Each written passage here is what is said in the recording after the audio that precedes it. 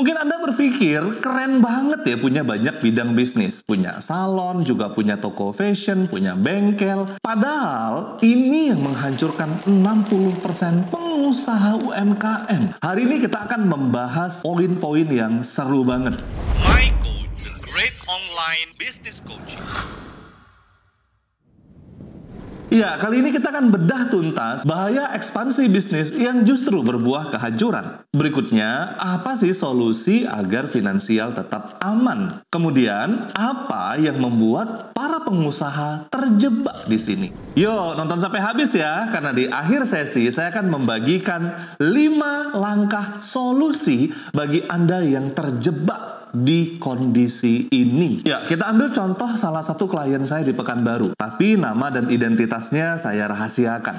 Sebut saja namanya Pak Andi, pengusaha retail, toko fashion yang menjual gamis, hijab, dan pakaian-pakaian muslimah. Alhamdulillah, setelah 2 tahun membangun bisnis, beliau punya omset 2 miliar sebulan. Yang artinya beliau punya cukup banyak uang untuk menghasilkan uang lagi. Akhirnya beliau ekspansi membuka toko retail yang menjual tas dan sepatu. Akhirnya sekarang beliau punya 2 brand. Dan gak cukup di situ. Beliau diajak oleh temennya untuk bermitra membuka rumah makan khas Melayu di Pekanbaru. Sekilas kita melihatnya, wow, keren banget ya. Dan bener, emang keren banget. Sampai-sampai beliau diundang ke sana kemari untuk menjadi pembicara tamu, menjadi inspirator. Suatu hari beliau ikut webinar saya, bagaimana membangun bisnis yang berkah dan autopilot. Nah, disitulah keluar curhatan-curhatan yang sangat memilukan. Baru-baru ini beliau mendapati karyawan yang sangat ia percayai ternyata selama ini mencuri. Dan mencurinya nggak sekali 2 kali, berkali-kali, sehingga potensi kerugian total itu ratusan juta. Karena beliau nggak punya sistem gudang yang bagus. Karena bisnisnya retail, beliau punya banyak CS, SPG, admin, tapi kok omsetnya stuck di situ-situ aja. Setelah kita bongkar, ketahuan ternyata pelayanan dari garda depannya sangat amat buruk, sehingga konsumen tidak balik lagi. Ia bahkan nggak tahu produk mana yang out model, produk mana yang harus dikedepankan. Banyak banget barang-barang yang menumpuk di gudang. Kok bisa? Iya, karena beliau tidak punya sistem dan mengandalkan dirinya sendiri, sementara waktunya dia terbagi 3 untuk bisnis retail fashionnya, untuk toko sepatu dan tasnya, dan untuk restorannya. Dari ketiga bisnis ini seharusnya beliau menikmati keuntungan yang amat besar, kenyataannya tidak ada. Restoran yang beliau bangun bersama mitranya terus merugi, akhirnya disubsidi terus. Lagi-lagi karena dia pecah fokus. Beliau mengatakan lelah sekali. Hutang sudah terlanjur banyak menumpuk di bank, semakin gak punya waktu untuk diri sendiri dan keluarga. Akhirnya sehari-harinya stres, bawaannya marah-marah. Jadi banyak bisnis tidak otomatis sukses. Karena semakin banyak bisnis, Anda semakin terbelah fokus. Karena masing-masing bisnis itu punya karakteristiknya sendiri, punya keunikannya, dan punya hal yang harus dibereskan. Karena pembagian waktu yang nggak seimbang, Anda tentunya condong di satu bisnis tertentu, dan akhirnya bisnis yang lain digerogoti oleh karyawan yang tidak amanah. Anda salah mempekerjakan orang, Anda bahkan nggak tahu ini bisnisnya untung atau rugi. Sementara bisnis yang tadinya Anda fokuskan juga tidak Anda bangun sistemnya. Sehingga ketika yang tadinya fokus ke bisnis A, Anda pindah ke bisnis B untuk Anda perbaiki, bisnis A tadi sudah merosot lagi. Yang terlihat Anda punya bisnis banyak, tapi sebenarnya untungnya nggak nampak. Akhirnya kita mulai program private coaching bersama beliau dan alhamdulillah masalahnya pelan-pelan bisa diurai. Jika Anda mengalami hal yang sama seperti Pak Andi, nanti di akhir video saya akan membagikan 5 solusi keluar dari permasalahan ini. Jadi nggak selamanya mengambil peluang itu bagus. Perbaiki mindset Anda yang mengatakan bahwa peluang tidak akan datang 2 kali. Salah besar.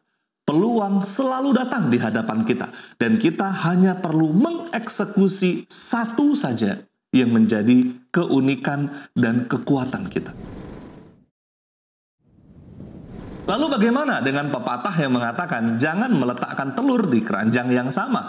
Karena kalau keranjangnya jatuh, telurnya pecah semua. Bukankah di contoh yang tadi beliau sudah memisahkan telurnya di keranjang yang berbeda-beda? Ada bisnis A, bisnis B, bisnis C. Ini bukan pepatahnya yang salah, tapi Anda yang memahaminya keliru. Kita merujuk kepada buku fenomenal The Cash Flow Quadrant karangan Robert Kiyosaki, di mana Robert menceritakan ada 4 sumber penghasilan yang bisa kita dapatkan dari karyawan, dari pekerja profesional, dari seorang bisnismen, dan investor. Maknanya, jangan meletakkan telur di keranjang yang sama. Anda jangan berharap hanya dari satu kuadran saja.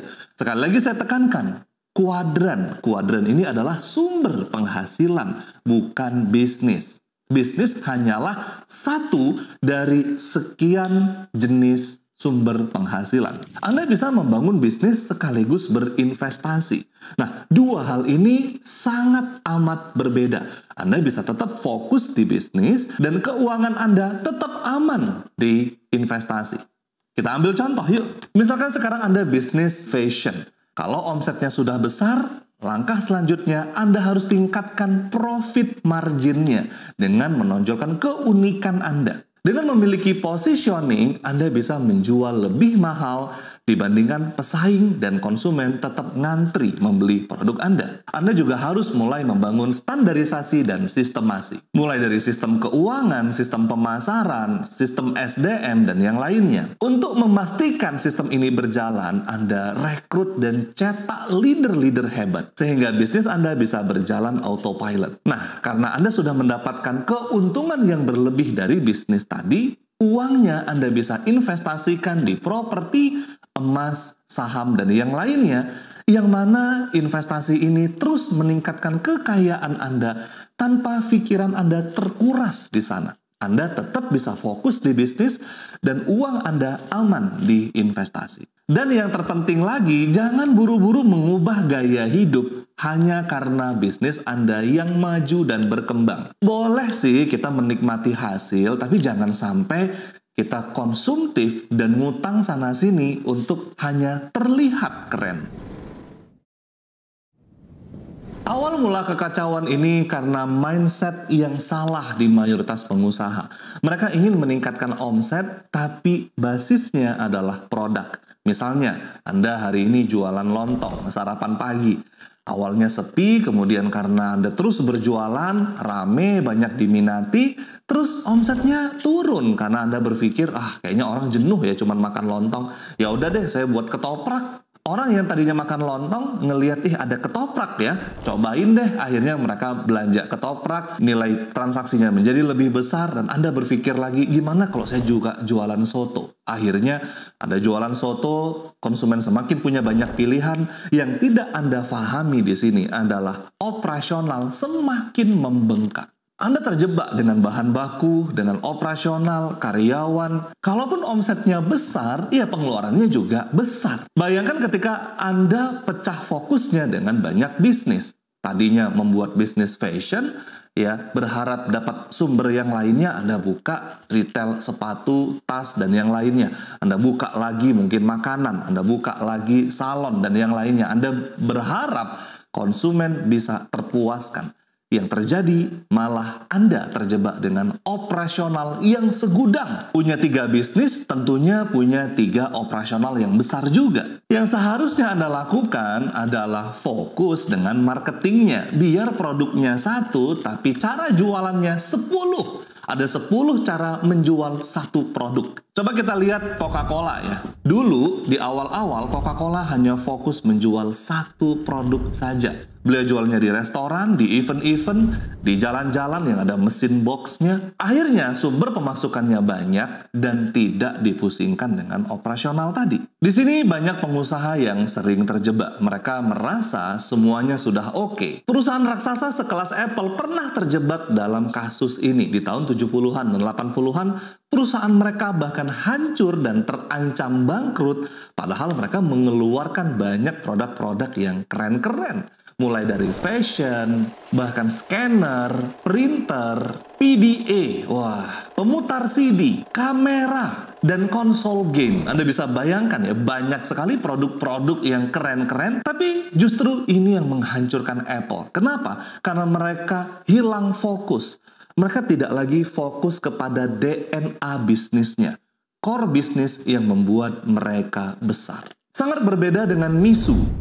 Iya, franchise yang sekarang lagi menjamur, yang lagi tren. Misu didirikan oleh seorang mantan mahasiswa yang bernama Zhang Hongchao. Yang awalnya dia cuma bermodal 7 juta hasil pinjaman dari neneknya. Meskipun ini bukan bisnis yang langsung sukses, bahkan di awal Zhang harus menutup toko es krimnya dan memulai lagi dengan formula yang baru. Tapi lihat, berkat kefokusannya, Misu ada 10.000 cabang di seluruh dunia. Wow, padahal kan bisa aja Misu juga menambahi produknya dengan cemilan, roti, atau mungkin sandwich yang melengkapi semua varian dari es krimnya. Tapi enggak, Zhang dan timnya fokus dengan es krim yang murah yang bisa dijangkau oleh orang-orang di seluruh dunia dengan outlet yang simple, kecil, dan agresif.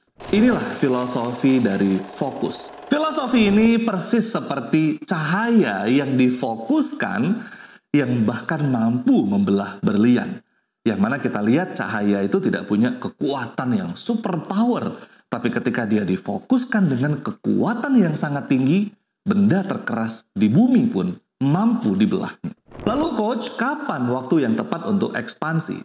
Nah, setidaknya ada 3 syarat utama agar Anda bisa ekspansi tanpa merusak bisnis yang ada. Pertama, pastikan sistem Anda sudah teruji, terintegrasi, dan terstandarisasi. Kita sering mendengar adanya SOP, Standar Operational Procedure, dan ada banyak standarisasi yang lainnya, standarisasi pelayanan, standarisasi produk. Kedua, Anda punya leader-leader yang hebat dan amanah. Bukan sekedar gelarnya yang direktur, manajer, atau GM, tapi memang mereka terbukti membuat tim produktif dan mampu mencapai goals yang Anda tetapkan. Ketiga, setelah sistem dan leader Anda sudah miliki, Anda bisa merambah ke pasar yang lebih besar sehingga profit marginnya menjadi lebih besar lagi. Kalau sudah di level ini, yuk Anda bisa ekspansi dengan cara akuisisi perusahaan alias membeli perusahaan yang sudah jadi tanpa Anda harus memulai dari awal. Kita lihat bagaimana Apple membayar kesalahannya di masa lalu. Dengan cara ini, Apple menjadi lebih efektif, lebih efisien, sehingga tetap bisa fokus dengan kekuatan mereka. Nah, kita sampai di bagian akhir. Sesuai dengan janji saya akan bagikan 5 solusi bagi Anda yang terjebak di banyak sekali bisnis tapi nggak nampak nih keuntungannya.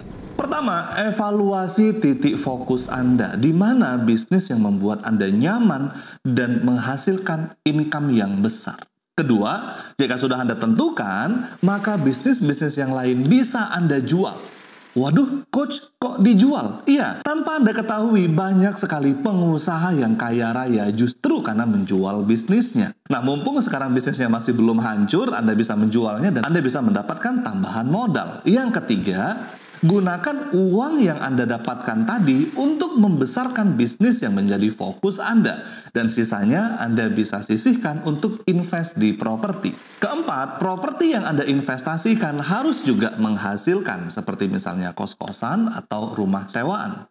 Nah, properti-properti ini kan tentunya tidak menyita fokus Anda. Kelima, tetaplah fokus di bisnis utama Anda hingga bisnis ini autopilot dan bisa Anda tinggalkan. Disitulah mesin uang Anda bekerja. Nah, jika Anda masih mau ekspansi, di sini udah boleh ya. Nah, gimana? Sekarang alhamdulillah ya, dapat banyak pelajaran. Bagi Anda yang ingin mendapatkan amal jariah, silahkan share video ini ke teman, kerabat, atau saudara-saudara yang punya masalah serupa sehingga mereka bisa keluar dari masalahnya dan Anda dapatkan pahala jariah. Komen di bawah apa kondisi bisnis yang tengah Anda hadapi sekarang. Yuk,